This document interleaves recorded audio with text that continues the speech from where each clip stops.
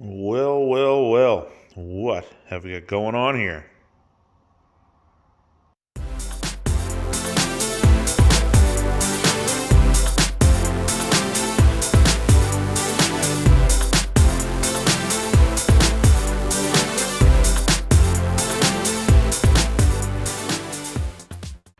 Welcome back, everybody.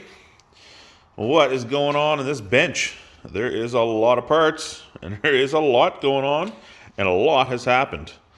Now, before we start off, this is not a jump back to the original heads. This is something new. There's an original over there. There's another one over on the bench. But this is going to create a behemoth. So what you're looking at here is a complete top end from a donor engine. And not just any donor engine. This is actually from a 1962 361 that a guy built. This engine's been built up. It had very few kilometers on it.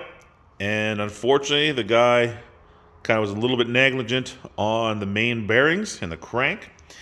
And it ended up rattling itself to death.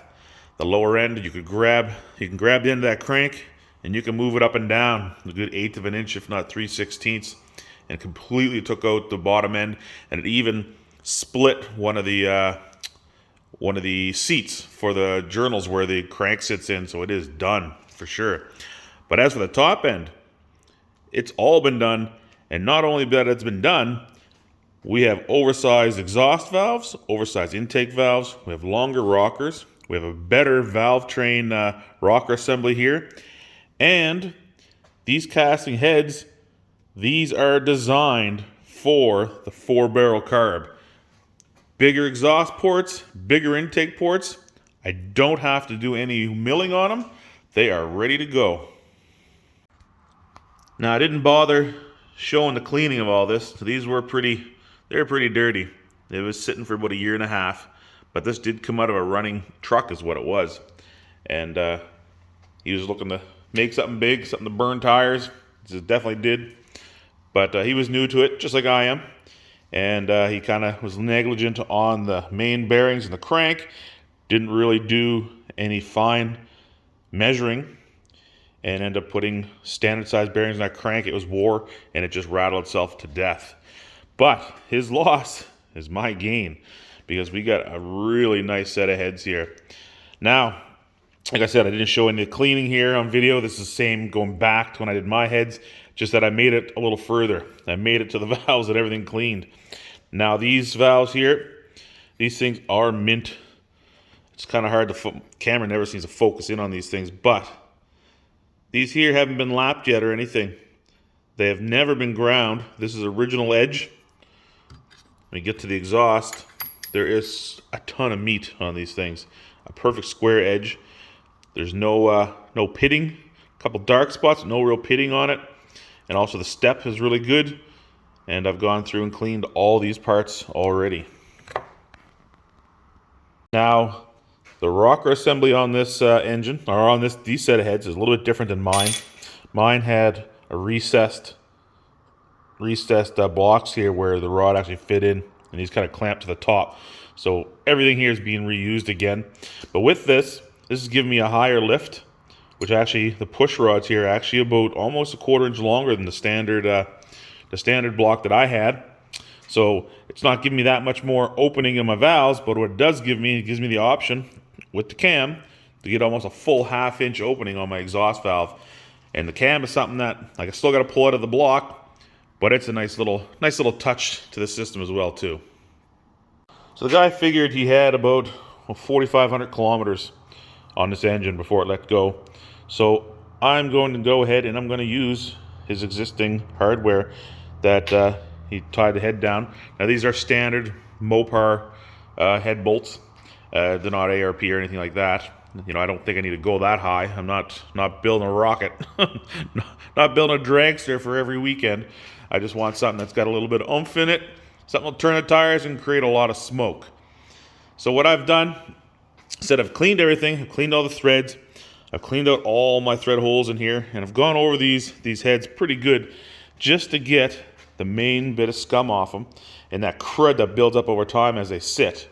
Now I'll flip these over so you can see the combustion chamber on these things as well. So once we get these over, you can see this is just, it's like brand new. Now these heads definitely aren't brand new, but these had work done in here. I can see where the valve seats have been ground, like cut out the originals, and the oversized ones put in. In the chamber itself, there's no dings or anything around here. So, I don't have to worry about, if the electrode on a spark plug had broken off and it pounded around inside his head or something. But there is nothing. These are minty fresh. And also the heads themselves both have taken into a shop in town, a little more accurate than I am. And they have put a straight edge across here.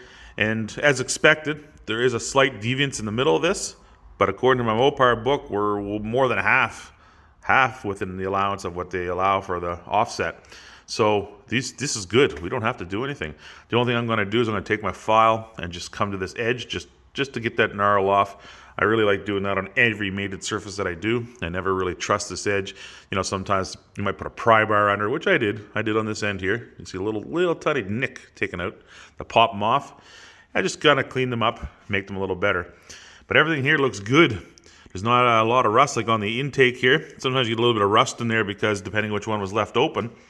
But I have not touched these yet, and you can see how clean they really are. So I'm a happy boy. And this is going to make things a lot easier.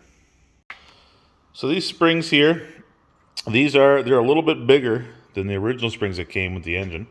So, and I'm going to use them again.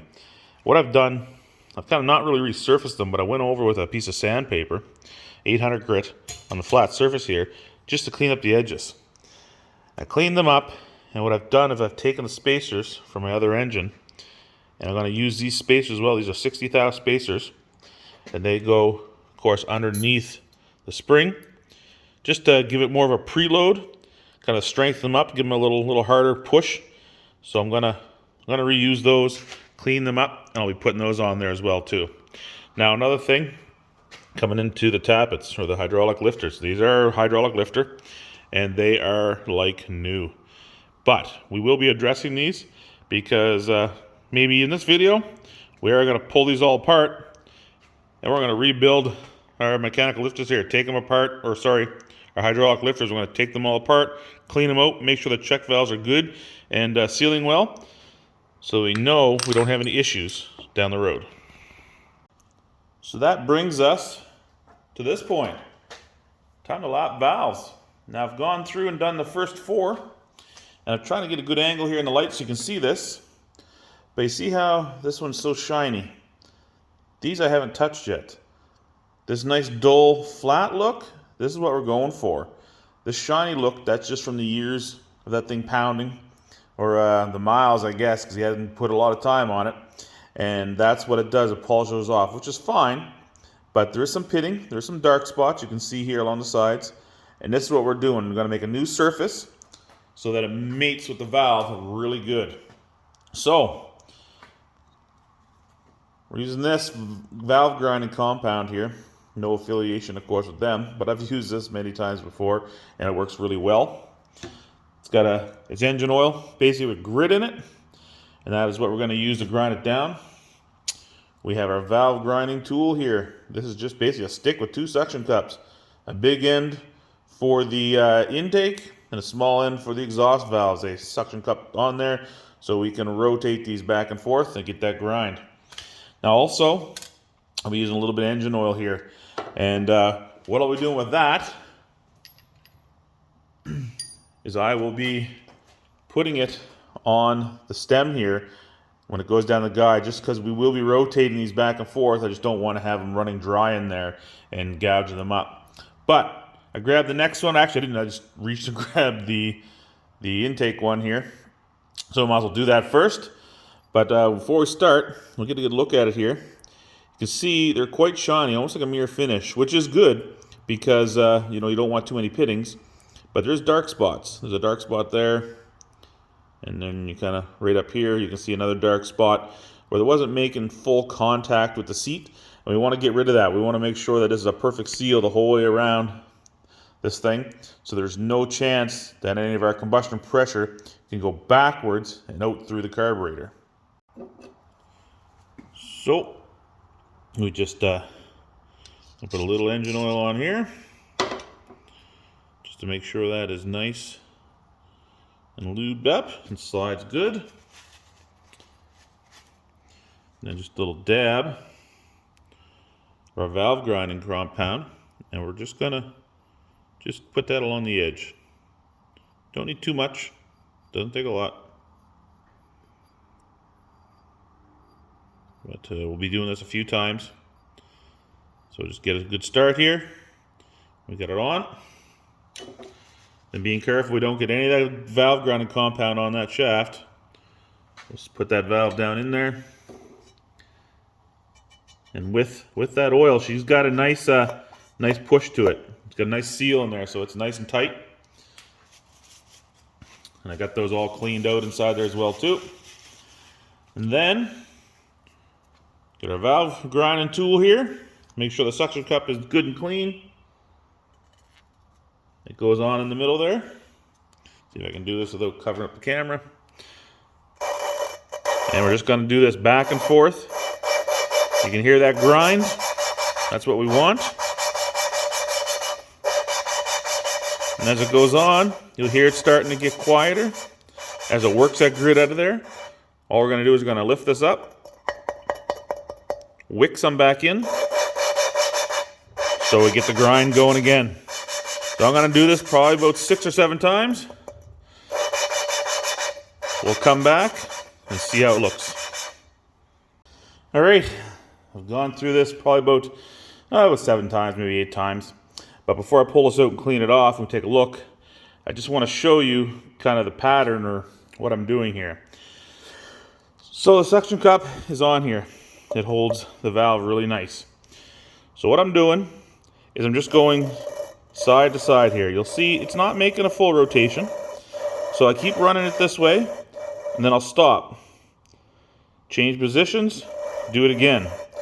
And if you watch the spots on the valve, you'll see it's about a 90-degree change each time I do that.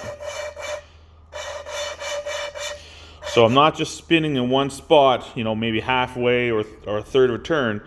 I'm getting that groove in, moving it, starting it again, so that as this valve turns, make it a complete even surface the whole way around. Because as your engine runs, most of your valve train, or as the valves, the tappets, everything that's in here, they slowly rotate at a certain speed. Same goes for the springs on the top of your engine. They all turn a little bit. So we want to make sure that we have an even grind all the way around so that no matter where that valve stops, it's going to seat. So let's pull this out and see what it looks like. All right, so our valve first. See if we can get this, there we go. So you can see the nice dull edge the whole way around. Nice and even. Reaches the very top of the bell where the squared off edge starts, and it goes right to the very bottom. So that's a perfect grind on there. No spots, no rust marks, nothing. So that turned out good. Now if we come in here, you can clearly see the difference. It's nice and shiny. This is a matte. This is what we want. We want that matte finish. So if we get in here, we can see we get a perfect grind evenly from top to bottom. No divots, no marks in there. Everything looks perfect. So that's I got 4 done. That one makes 5. Got to go back to the exhaust, exact same way, and finish off this head. So far, so good. No big divots or rust pits in it. So hopefully everything will finish off nice. And there we go. One head is done. Valves are lapped. Looking good. Get that perfect dull look. And no marks or pitting of any kind in those seats. Those valves turned out awesome as well. So, just give this a final, not a final wipe down, but another clean down here to get some of that grit off. This valve grinding compound, you don't want that anywhere in your engine. That'll tear your engine up so fast. So this is just wiping it down by hand here to get it cleaned up. I'm almost ready to paint these heads. So they'll be getting a really good wash down with hot water and soap. and then I'll be going through it all with brake clean, then the air line again, of course, just to make sure all surfaces are free of that grit. But anyway, gonna jump on over, finish off that other head. And just like that, we're finished. The other head is done as well too. Nice and dull, and no checks and no rust points. We're doing great. Oh, got a little bit of sun shining through here now. But head's done. Like I said, one more final clean. We'll have to go over those. So our next step, and the last step to this whole top end of this engine, hydraulic tappets. So we have 16 of these bad boys we got to work through here. And I got my little operating table set up. So we got a couple pairs of pliers, a little sandpaper. At the top there, got some WD-40, some brake clean, got oil, and all our little picks and cleaning tools that we're probably going to need to get in here. And not really, we're gonna, I guess, not really rebuild these because I hope we're not having to put any parts. If I do have to put any parts in these, I'll probably end up just buying a new set. But we're going to try to service all of them, clean them up. And any luck, we'll save ourselves about 300 bucks. So back when I did the cleaning of all the valves and everything, or I should say the push rods, I went over these quickly with 2000 grit and 3000 grit paper just to clean them up, make sure there's no pits or marks in them. And these things are like brand new. They are perfect. Now, this is a hydraulic lifter. So this automatically takes up all the lash out of the valve set for the rockers. So there's no, you don't have to set your rocker arms in these engines. But in the center here, this plunger is made to move. Now, this is only moving maybe a 1/16 of an inch down. There could be two things going on here. One, it's stuck because it's dirty in here. Or two, hopefully, it's actually preloaded already and there is oil inside. These do filled with oil. When they're empty, they should move about a 1/2 inch. They will become basically rock solid when they're done. Not perfectly solid because there is an oil port here in the side, and you can see by the size of this gap and also the oil channel inside, there is that little cushion of air that's in there. But we are going to pull this apart and see what's going on. Now, with these Mopar hydraulic lifters, these are probably the simplest. If you get into a Chevy, there's check valve upon check valve and springs and clips, check balls. There's a lot going on. In these, they should be fairly simple. So the first thing we do, I just got an old dental pick here.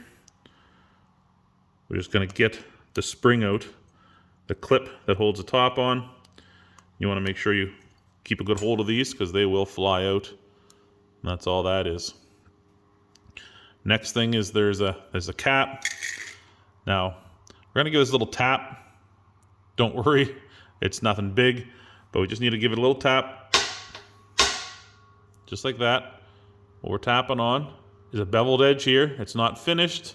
It's not part of the top seat. It's just on the edge. We're just giving quite a little tap there. And as you see, we end up getting the plug out of the top. Now this plug on the top, this is where your push rod rides. The end of the push rod goes down inside that little cup. It's a nice little polished area we want to make sure we keep clean. And inside here, this is just a little tapered seat, and this is what seals it. So now once we get that out, we have this come up. This is the plunger that's down inside. Now, for the most part, they're usually stuck in there a bit. This one came up when I gave it a tap. But nothing, we're not cranking hard. Don't get excited. But they are slippery and smooth, so we're just grabbing a little bit. And there's just a little edge you get, there you go. You just got to get past this edge. Inside here, there's a little bit of carbon buildup. I don't want to be scraping it off and having to drag and get all crudted in there. So you just got to give it a little twist just to get it past the first part. And once you do, this just comes out. And here we are. We have our parts. We have our spring, our cap, the main body of the tappet. This is the valve. And this is the little spring that it rides on. Now we're going to take this all apart. Before you do, you'll see this side of the spring. See how it's shaved down nice and clean? Well, you look at it close, you'll see this is tapered right off. Now we're just going to twist this. and take it apart. We'll set the valve over there. You see the other end, it's just squared off, just like a standard spring. The smooth edge is so it sits flat in the bottom of the body. So we just want to make sure that goes in the correct direction. So now with the body here, there was a little bit of oil in there, and it doesn't take much. This is all it takes to preload that tappet. So that is why it wasn't going down, which is good. But we're gonna get some brake clean here. It's gonna hose out the inside of this and get a better look to see if there's any rust or anything in there. So now I just sprayed that out with brake clean. Get a little flashlight. Now we're just checking down in here on all the edges. Everything looks nice and shiny. I don't see any pitting. Don't see any big scores or anything like that. And at the very bottom, it's not all built up with stuff, so it looks good. So for the most part, this is clean. Now there's only a few little things we're going to do to this. The first thing to do, we're going to take a little brush here, and we're just going to get in this groove and work our way all the way around this oil groove, clean that up. We're going to clean this top lip. This is more just aesthetic and to make sure there's no loose pieces. Then also, there's a little lip in here where that snap ring fits in there and cleans up as well too. And then if we turn this around, we got to find the oil hole, which is right there. I don't know if we can see it. There we are. Got to make sure that oil hole is clean as well too. So all I'm using is a set of torch tip cleaners. These are like little files. You know, we don't want to make this hole any bigger. We don't want to gouge it out. But just find the one that just fits in here nicely. These are on an angle. We're just going to clean in there just a little bit. Nothing aggressive. So we're just going to clean out that hole. And then once we wire brush the inside here and inside again, we'll hit it with some brake clean just to make sure all the dust is out. And there we go. Got that groove all cleaned up nice. Top's nice and clean. And we get all that crud that was built up inside there, which is just old motor oil, a little bit of carbon, stuff like that. And then we checked it all over. There's no pits. So this is good to go. The body of this thing is perfect and definitely reusable. Now as for the spring, nothing fancy here. I'm just going to clean it off. Make sure there's no little chunks of goop on there or anything, but everything really looks good. No, it's not broken. If it's broken, yeah, well, we got a problem. But yeah, good to go there. And then of course, we have our snap ring that holds it all together. Do we need any? Yeah, we're not going to need any brake clean. It's going to clean up nice by the looks of it. It's all coming off. Like I said, this engine doesn't have many hours on it since the guy rebuilt it. He just unfortunately had some bad luck on the crank and the crank bearings. Maybe, maybe it's no fault of his own, or maybe he just didn't pay attention and she let go. So yeah, my luck for a good top end. Now we have the cap. Now this here, what I'm going to do, this is just more aesthetics as well too, not real important. Just the top, I got a piece of sandpaper here on the flat surface of my bench, just to clean it up a little. Just give it a more finished look on the top.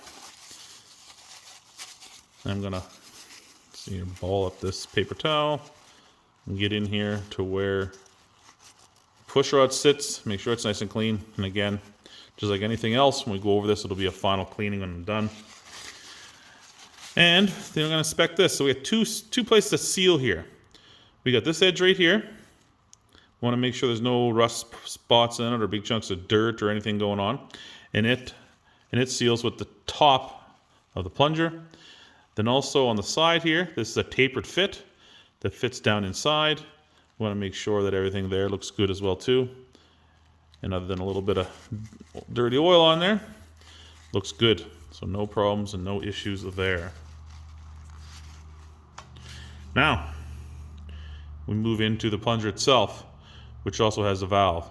So I was going to take a second, wash this off with brake clean so we can get a better look at it. All right, here's our inner plunger and our valve system for these hydraulic lifters. Now there are a couple little blemishes on this, but absolutely nothing you can feel, and nothing that I think is going to stop any movement of this thing. Now, there's two things you got to be careful of on this. Number one, for whatever reason, in here, this edge, this is like a razor blade. Like seriously, this is unbelievably sharp. If you're cleaning this out and you have your thumb there and you twist this, she's going through. I have no idea what the purpose of that is or why it's such a tight or a sharp edge on there. Now you can see the tapered edge that the cap fits into, but you would have thought they would have fixed that up a little bit, but man, it is deadly sharp. She'll slice you open pretty good. And the other thing is, on the service end of this, here we go. See these two little things here, this one and this one here. These are the springs that hold the valve closed. Do not bend these. Matter of fact, don't even try to take out the valve disc itself. There's no purpose to getting that out of there. If you're at the point that you think this has to come out, then you should be buying new lifters or new tappets as well. So all we're doing though, we're just gonna go put our punch down here, or a pick right in the very center. Make sure everything moves freely. You can see it moving open and close, no problem there. So we know that's good. And the only one thing we're gonna do, we're gonna take a little brake clean, and we're gonna fill this up to see if this is actually seating and sealing properly. Now the brake clean is very thin, so any gap in this valve will cause it to leak out. So we're just gonna fill a little up in here. There we go. Got it about halfway full.